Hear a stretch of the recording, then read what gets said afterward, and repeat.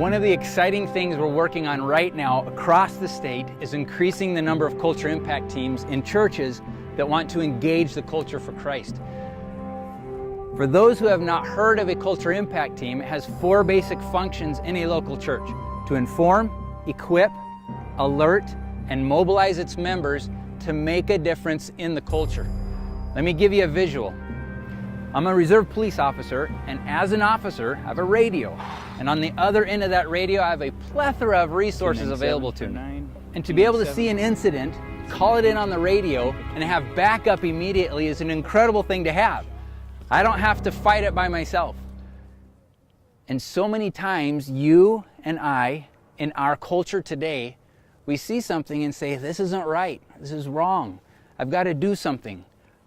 But we're not sure where to go, or who to talk to, or how to get a hold of people. The FHA is your radio, and one significant way that we can provide you with backup is by helping start and train a culture impact team in your church and in churches all across the state, so that you're not standing alone. You are part of a team that is one among many teams throughout the state. These teams can be activated in a moment's notice to stand together to take on an issue, to respond to threats to religious liberty and expression, to become a united, resounding voice in support of or in opposition to issues and legislation affecting our faith, family, and freedom. Part of my job is to work with pastors and help resource and encourage them in their God-given assignment to lead their people to be the salt and light Jesus expects us to be. And these culture impact teams are not one more thing that pastors need to somehow be in charge of. Rather, they are a gift to pastors to help shoulder this one aspect of their calling, and the calling of all Christians. We will be holding these trainings across the state. If you're not already involved, we invite you, we challenge you to get involved and see these culture impact teams move forward.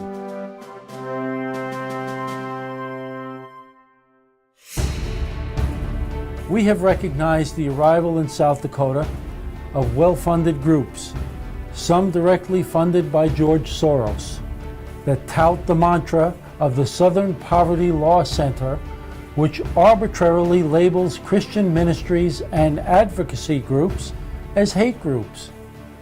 An anarchist Antifa flag was recently seen at a rally in Rapid City.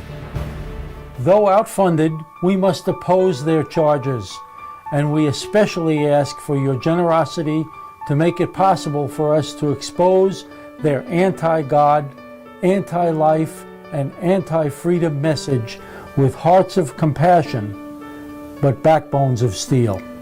We will work with our national allies, Family Research Council, Alliance Defending Freedom, Family Policy Alliance, and Focus on the Family, as well as with our South Dakota allies, to craft and support positive legislation or oppose negative legislation throughout South Dakota or in Washington, D.C.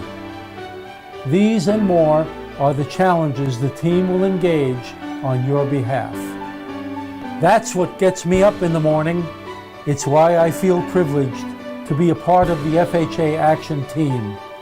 And it's why I'm so grateful to each of you for being part of our team and making our work possible.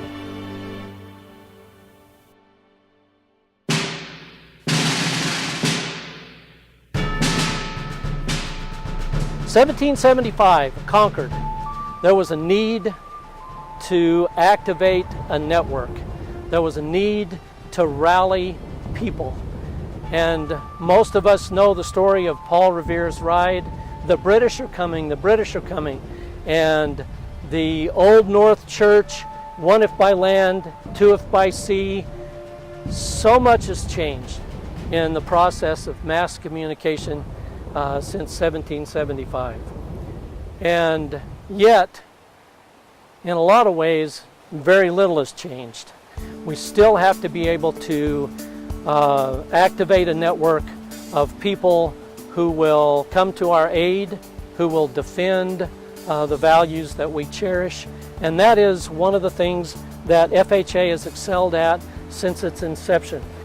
We've spent the last 7 years working diligently to develop a communication network for inspiring, for empowering people. It's critical that we be able to activate a network. It's critical that we're able to rally a team to appear at a courthouse or rally a team to appear at the state capitol. One of our enduring passions is to get the message out, to encourage you, to empower you, and inspire you to engage your culture.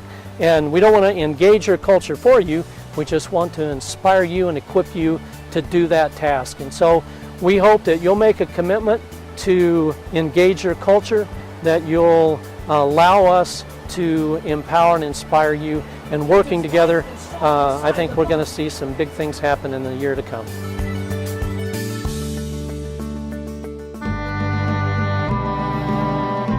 Founding father and framer of the U.S. Constitution, John Adams, once said, "Our Constitution is made for a moral and religious people. It is wholly inadequate to the government of any other." Hi, I'm Paul Weber, President and CEO of Family Policy Alliance, an alliance of over 40 state-based organizations, all working together to accomplish that vision that John Adams had 230 years ago today. At Family Policy Alliance, our vision is a nation where God is honored, religious freedom flourishes, families thrive, and life is cherished. And no state organization better reflects that than the Family Heritage Alliance in South Dakota. Just like any other state organization, is that in order for us to accomplish that vision of John Adams, we need to rally and revive the church in the state of South Dakota. We need to help the church understand their biblical mandate to engage in biblical citizenship. We also need to rally and engage the Christian business community, because as we've seen across the country, the Christian business community is becoming increasingly under assault for living out their conscience.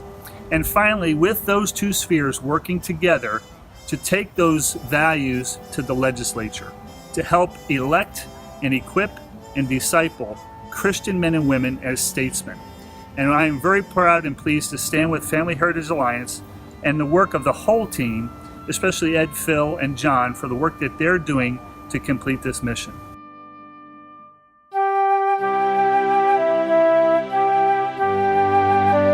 Hi, I'm Tony Perkins, President of the Family Research Council, and I'm traveling this week in Arizona. But I wanted to stop for just a moment and say how grateful we are for the Family Heritage Alliance and the tremendous job that they've done in the last 7 years under the great leadership of my good friend Dale Barcher. But I want to encourage you to continue in your support of them, because I'm confident that under Phil, Ed, and John that that's going to continue with your support. So we just want you to know at the Family Research Council how much we appreciate the Family Heritage Alliance and the tremendous work that they do and how critical they're needed in this hour.